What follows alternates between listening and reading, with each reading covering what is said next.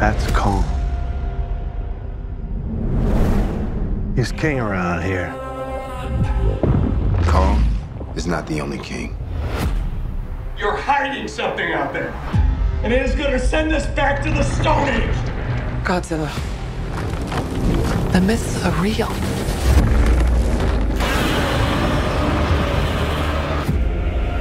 Ancient alpha predators. Millions of years older than mankind. They are the original and rightful rulers, the Titans.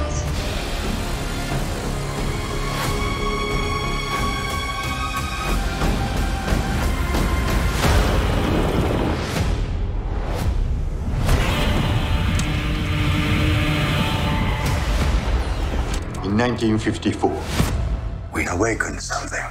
We call him Godzilla. A god. Monster.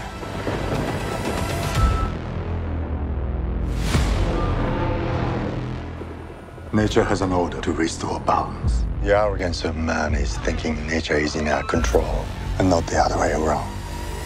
Let them fight. We've got new orders for monster hunters now.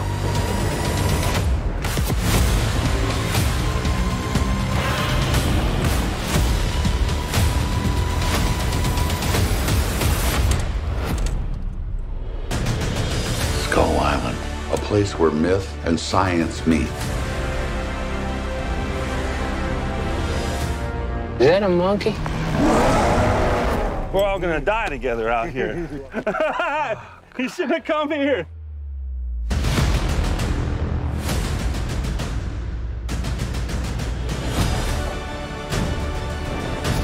Sometimes an enemy doesn't exist till you're looking for one.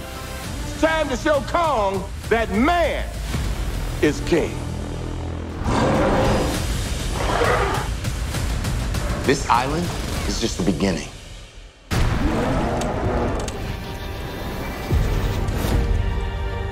What we are witnessing here is the return of Titans. The first gods. We must set them free.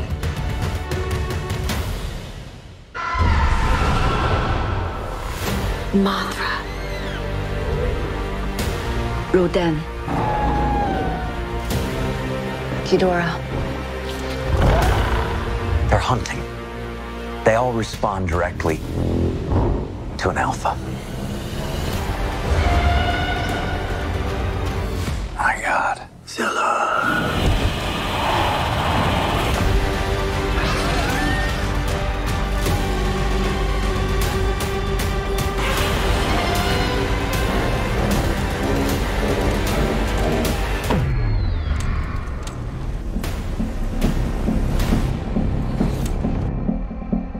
Godzilla's out there and he's hurting people, and we don't know why.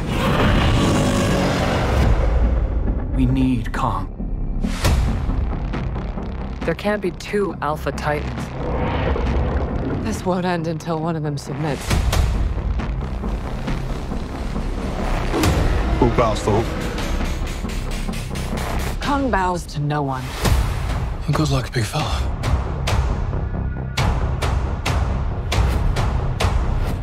And now, my mecha, it's not only Godzilla's equal, but his superior.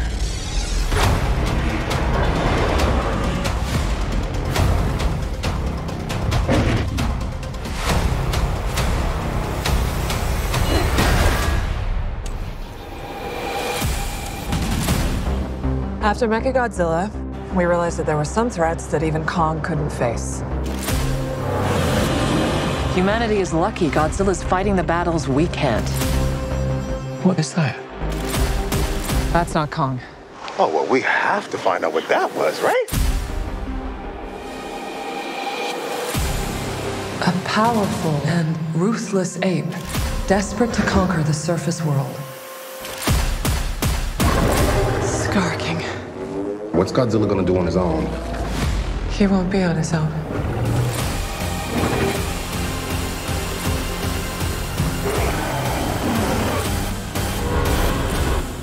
This planet doesn't belong to us.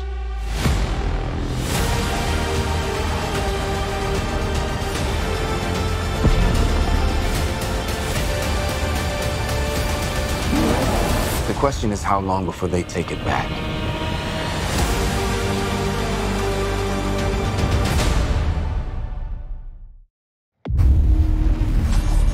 This is something that we have never encountered. Kong can't stop this on his own. He won't be alone.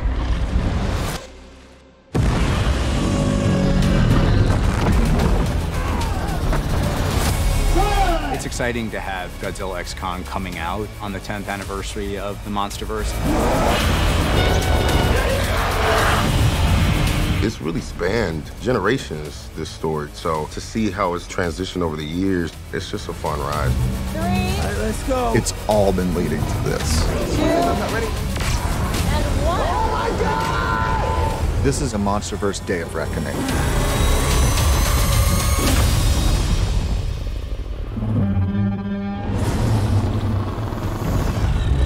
Monsters exist. At Legendary, we love monsters. It's our core passion. And we have the unique opportunity to be building a universe that can bring together the biggest icons in all of pop culture. It's a veritable cacophony of crazy-ass monsters.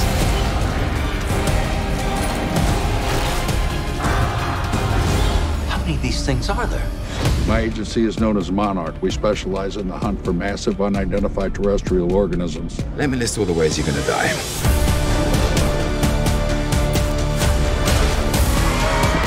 The Monsterverse is a big, fun playground for these iconic creatures. You have no idea what's coming. It is gonna send us back to the Stone Age. We call him Godzilla. Whenever I was a kid and I would watch the Godzilla movies, I really was excited that you can let these monsters tell their own story. I grew up loving Godzilla, and I think why, logic of a boy, is that Godzilla didn't apologize for anything. He just destroyed everything in his wake. And that was so boy.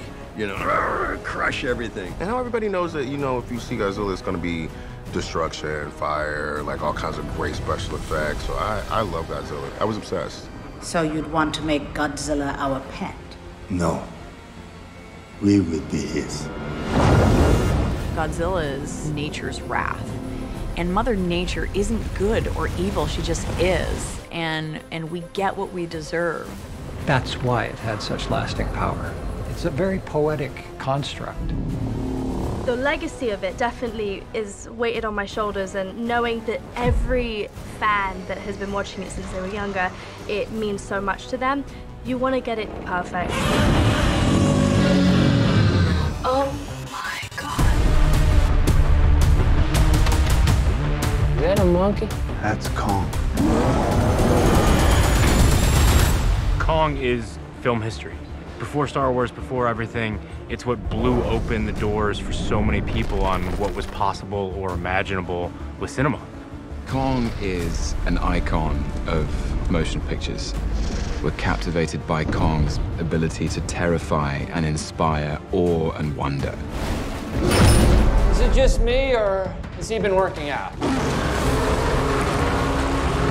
What's cool about him is that even though he's this gigantic monster, he's still somewhat close to being human, at least to the perspective that we can imprint on him in a way that makes sense to us. Like, we know what he's going through, what he's feeling, because he's enough like us. I think there's something really beautiful about the fact that he doesn't choose to use that power in a way that's harmful. He defends when he needs to, but for the most part, he's actually a peaceful character. So I think there's something quite lovable and redeeming about that fact. As the films went on, the monsters became these grand archetypal characters. Long live the king. Kong bows to no one. We challenge ourselves to propel Godzilla and Kong into something new and fresh and different every time. Oh my God. Let them fight.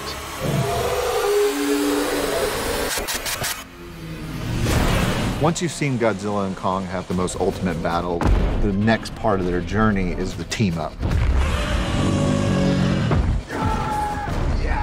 In In this film, Godzilla and Kong have to work together against a greater threat. And it takes a minute for them to get to that place of understanding. Even when they do team up, there's always going to be this uneasy truce. They're never going to get along that well. I mean, they both have too big of egos. Buckle up, you beautiful people! We wanted to blow people away. The moment of them charging into battle together, that's what it's all about, that just expectation of the clash. I don't think I've ever in my life seen anything like that. It's a real assault on your adrenaline system. I wanted to make the greatest battle of all time. It's time to show the world what you can do.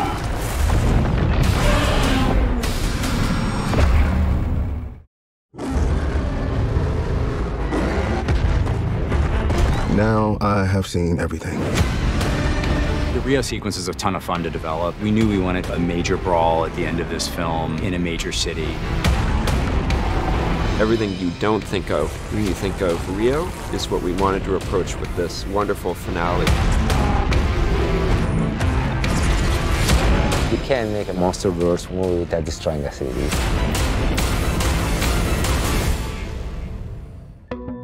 When we were trying to come up with where the final action scene in this movie would take place, we listed out every single major city and the pros and the cons and what we could do that's unique to this film. You're always trying to decide how to put a third act together. We were sitting looking at a world map and we go, we have done Hong Kong in the last film, Boston's been used, San Francisco's been used, Las Vegas has been used. I can't remember who suggested it, but all of a sudden we're like, well, we've never been to South America before on one of these films. We landed on Rio because there's a nice iconography to Rio. You're always trying to juxtapose the Titans with iconic locations, and the Jesus statue is such a signature thing, so that just felt like the right place to take them ultimately. So the Rio scene, I would say, is the second part of the big finale, where like the beach girls are having a good time, and then eventually the water starts to freeze. Adam wanted to approach it in a way to allow for a really unique action sequence in giving Shimo this water freezing power. How does it allow us to do a great action sequence when all of a sudden the ocean's frozen?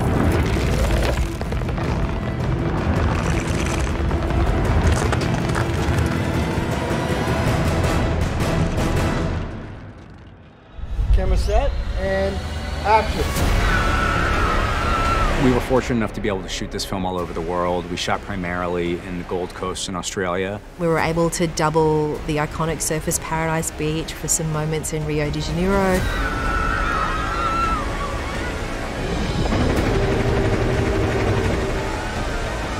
We shot a lot of groundwork with extras where the people started running away from monsters. But we also did shoot in Rio. We had a unit in Rio shooting a lot of the plates for the action pieces that you see within the film.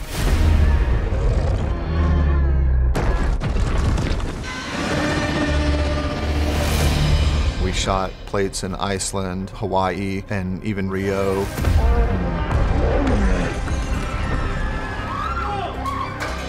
We're getting all these different environments, and I think that that's really important nowadays. There's just something to a film that has a real feeling of travel to it, taking you to places that you've never been.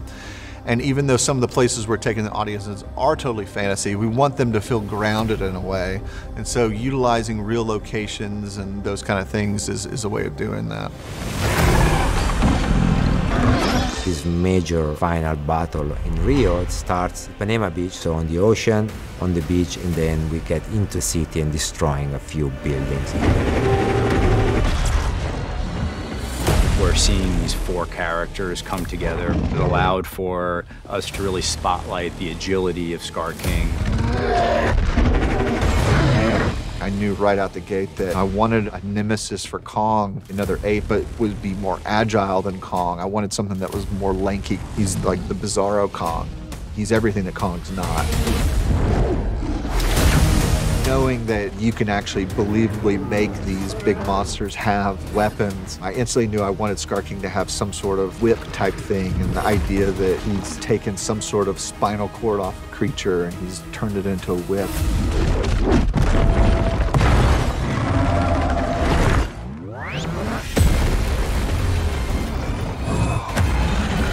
Shimo has this super strong breath that can freeze everything, and he also hurts Kong, and she's massive. Shimo is sort of this weapon of mass destruction. She's so powerful, she can basically destroy the planet.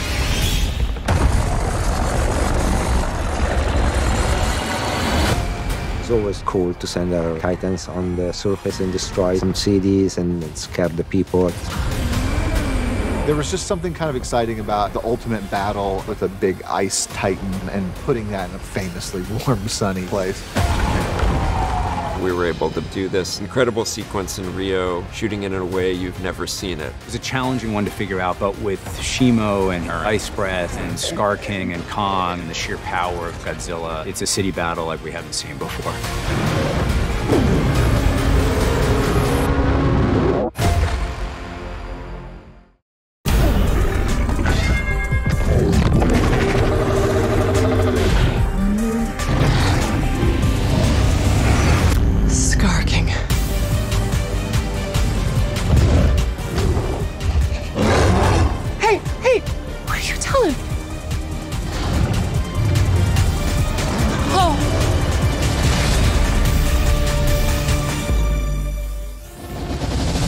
In thinking about all the different places on the planet, and specifically ones that we've never seen in any of these movies, it's always fun to find iconic imagery to juxtapose the Titans against. We were looking for iconic places for Godzilla to roar, and it just seemed like there's nothing as iconic as the Rock of Gibraltar. We just had this great image that we started developing with Godzilla scrambling up to the top of the Rock of Gibraltar, giving his mighty roar. And then from there, it morphed into, we've never seen Godzilla jump off of anything into the water. In his new form, you're trying to find things for him to do that you've never seen, and we've never seen Godzilla take a big dive like that before, so the natural place for that is going to be the Rock of Gibraltar.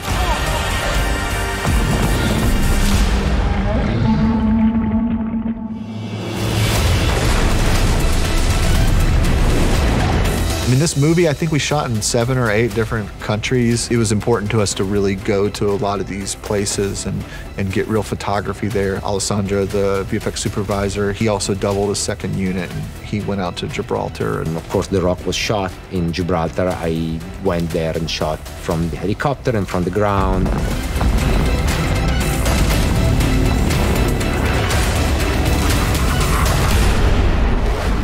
And then from there, it takes us to Cairo. At the beginning of the film, we established that Godzilla's on the surface and Kong is below in Hollow Earth, and as long as they stay in their own territories, there'll be no problem. But later in the film, Kong realizes he has to go up and bring Godzilla down to Hollow Earth. Godzilla won't come down here unless Kong brings it. Okay, the last time those two met up, it was almost the end of Kong. That, of course, leads to a huge fight between Kong and Godzilla amongst the pyramids in Egypt. There aren't very many ancient structures on Earth that are of the scale of Godzilla and Kong, so the pyramids seem like a no-brainer. And so naturally, when it came time to develop this movie, I was like, wouldn't it be great if Godzilla and Kong are just completely destroying thousands of years of antiquity very casually during the course of their fight?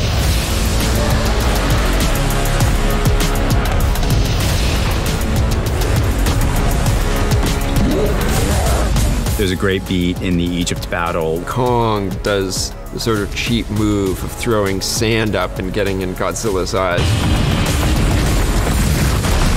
Yeah, well, you know, I like that Kong can fight a little dirty. I think it's always really cool in movies where characters utilize their setting to give them some sort of, even if it's a brief advantage. And this just enrages Godzilla. And Adam has been really great at bringing almost WWE-like moves into these fights.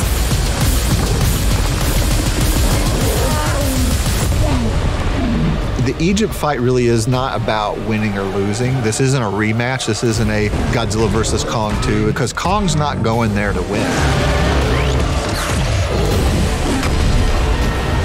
He's matured past that. He's going there because he needs Godzilla to help him. They know Godzilla is preparing to fight Shimo and Scar King on the surface, but Kong knows that if he can bring Godzilla down, they can stop them from ever reaching the surface in the first place.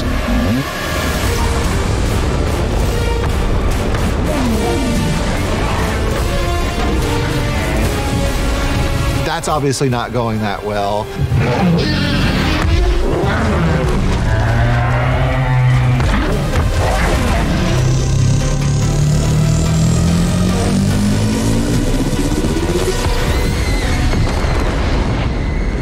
Luckily, Mothra comes in to save the day and to call the truce. And there's just such a shorthand with Mothra because we all know that Godzilla and Mothra sort of have this understanding, this unspoken bond that they've always had. Mothra goes up in the pyramid and she tells Godzilla that he has to help Kong to defeat the Scar King. The Egypt fight, to me, it's an homage to any city. If Godzilla and King Kong destroy it, that's like their way of paying respect to it in real life. It's an honor to have Godzilla and Kong destroy something.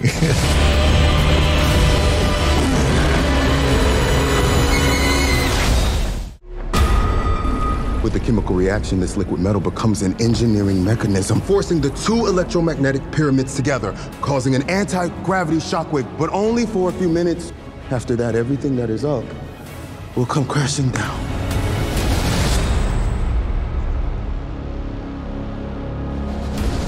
The first thing that I thought of when it was coming up with set pieces with this movie, we got to have an anti-gravity battle. Like, I wanted to have the monsters fighting in an anti-gravity environment.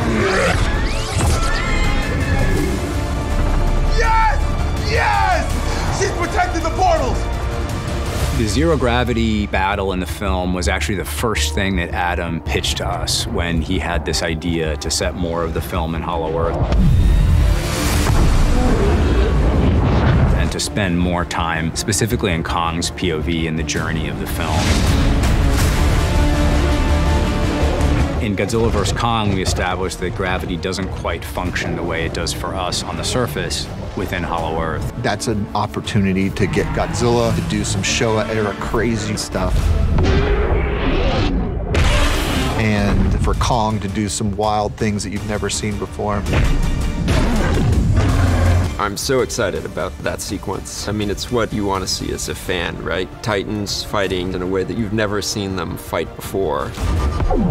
They're fighting upside down. What's up is down. No, the engine's out! The gravity surge must have taken out the power battery thing! I have to say that in this movie we had a lot of challenging sequences. The zero gravity battle was probably one of the most complex because there's so much going on.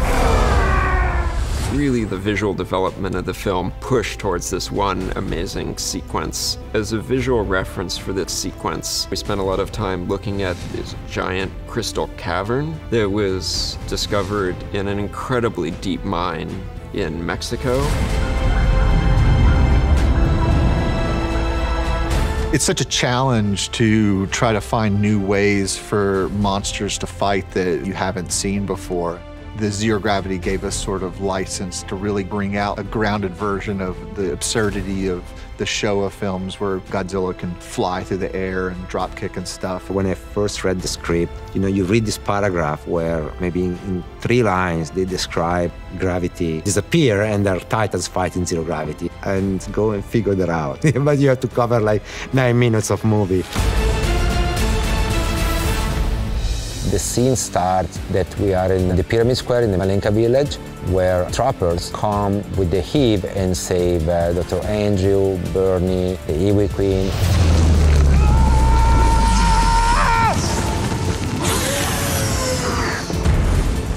Your carriage awaits! I'm gonna kiss you on the mouth! They take him off, but at the same time the zero-G fight starts.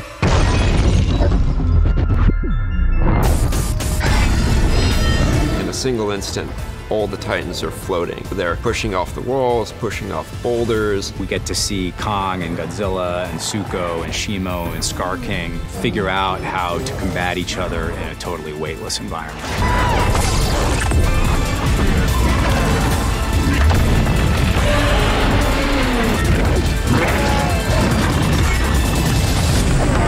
Almost even better than the action themselves is the expectation of the action, and the lead up to it and the build. The moment of them charging into battle together and the Scar King, Shimo, Godzilla, and Kong all leaping to each other in slow motion. You get the close-up of all the monsters roaring.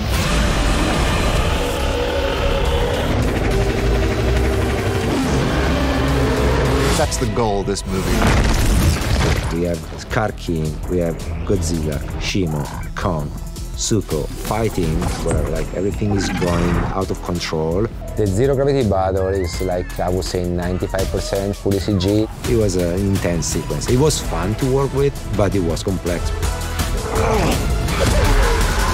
It turned out to be a really show-stopping sequence, especially on a big screen. Through being able to utilize the zero gravity, it allowed us to be able to do things that you would not normally be able to do. At the end of the day, we're here to cut loose and have a lot of fun.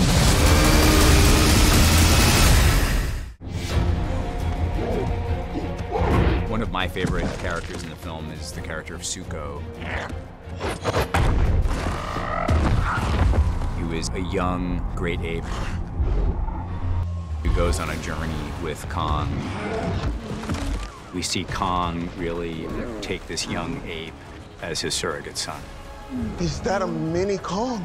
Yeah, this is Baby Yoda, but it's like if Baby Yoda is gonna bite your face off.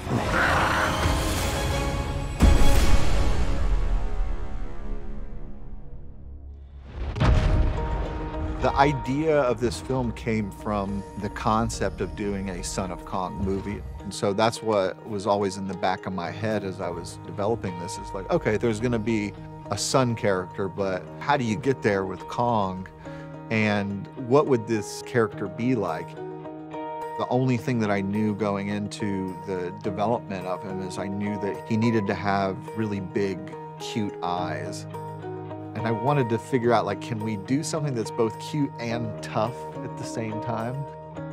From the beginning with Zuko, Adam wanted a Titan that, while cute, really had his own attitude and sneaky, fun, curious way about things. And Adam actually watched a bunch of documentaries and footage looking at young apes, really trying to imbibe that character with something enduring for the audience and slowly draw Kong in so that they become fast friends. The design started with the art department, and they came up with a character that was very cute, juvenile. But we took it over in visual effects to make him a little more anatomically correct.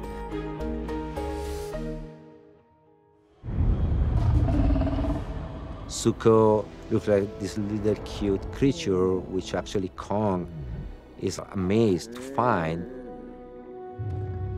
Well, it turned out that he's not that nice. Zuko has been used as a bait to capture Kong.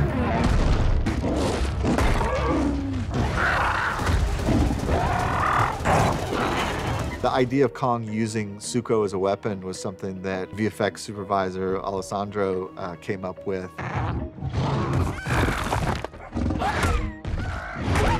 And that was a very hard scene to sell. The studio was a little bit, I don't know, we can hurt Zuko. I said, no, but listen, I'm gonna add a shot, I'm gonna show that he's not hurt. That's what they did, right? So I had this shot, the Zuko's recovering, still pissed, right? So you know that he hasn't been hurt. At the end of that battle, Kong and Zuko come to a very uneasy truce and have to go off together as Kong tries to get Zuko to show him where he came from, where the rest of these apes are. Because Zuko has grown up in a very dangerous environment as part of this ape army, he definitely doesn't trust other apes. He sees Kong as nothing but a threat and a potential invader. Zuko was just trying to fit in. He's part of the Scar King crew. And then he tried to lure Kong into a lake where he knows there is a creature, so he's still like trying to show I'm part of the Scar King crew. At first, it's a very difficult relationship between the two of them. Zuko hasn't learned to trust other apes. And Kong has been on his own for a very long time, so suddenly he now has this young teenager he's effectively having to take care of.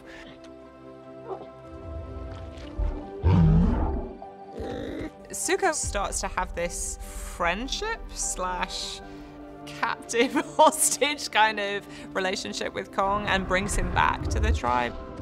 Zuko starts to understand that Kong is a good guy. We'll see a transformation in Zuko's personality.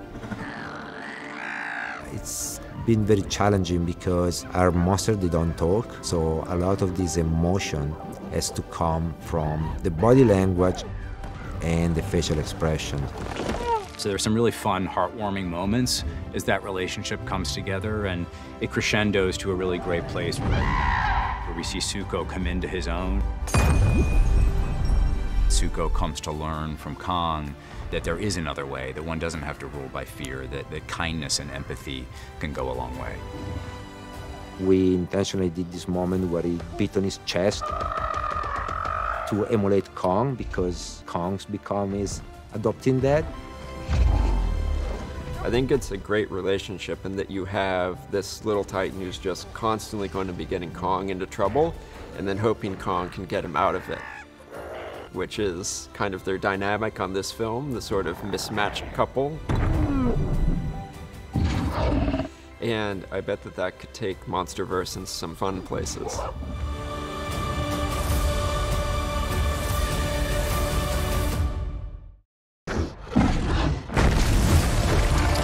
Scar King is just the quintessential evil dictator. The Scar King has this great weapon, this bone whip. In the same way that humans have weapons of mass destruction, the Scar King's got his version of that. Scar King is a dark counterpart to Kong. He's everything that Kong's not.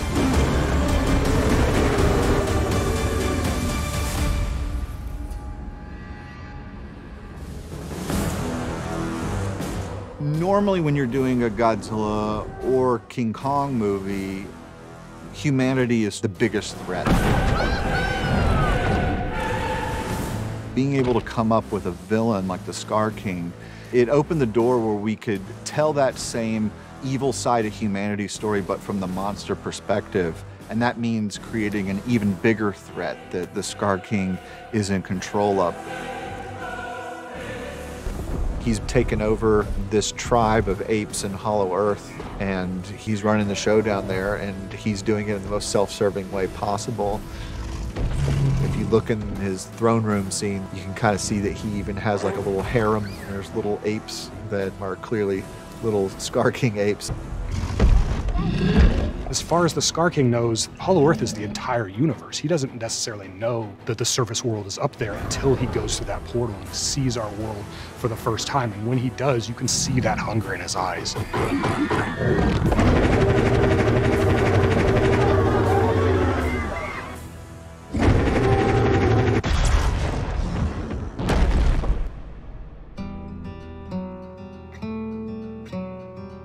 Within the great ape community, you have certain apes that live off of hunting other apes, and they have this look to them that's unlike other primates. There's something evil about them, and so we really started drawing facial features with that as the basis for the Scar King.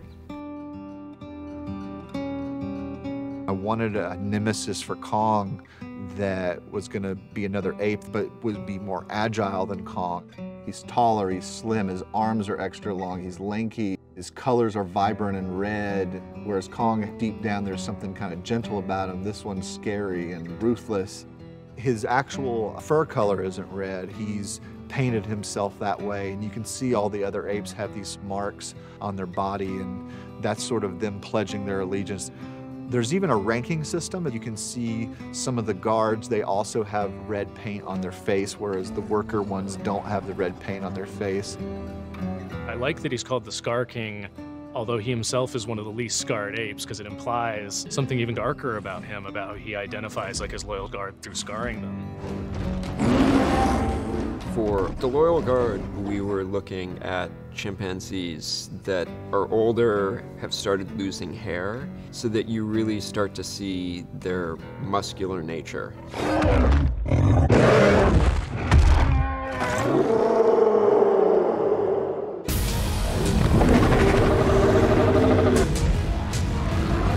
For the Scar King, we wanted to give him this attitude as like he thinks he's the best in the world. He doesn't care about anybody, he doesn't respect anybody.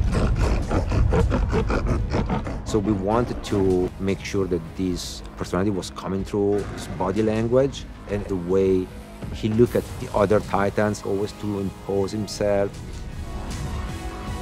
So the Scar King, besides being very agile and moving fast, what did give him strength is his whip.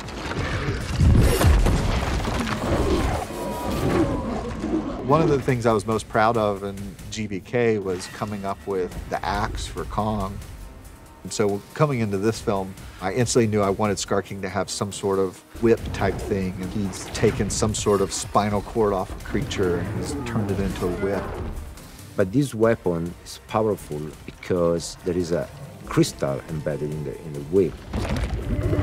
Scar King has learned how to keep Shimo under his control. He uses a crystal that causes Shimo great pain, and he uses that pain to control and manipulate Shimo.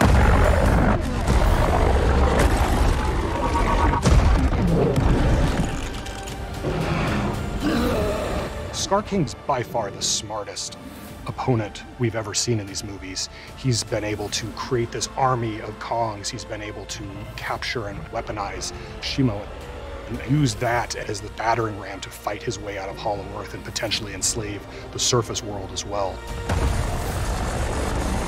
It's going to take all the hero monsters in the world to band together to be able to stop them.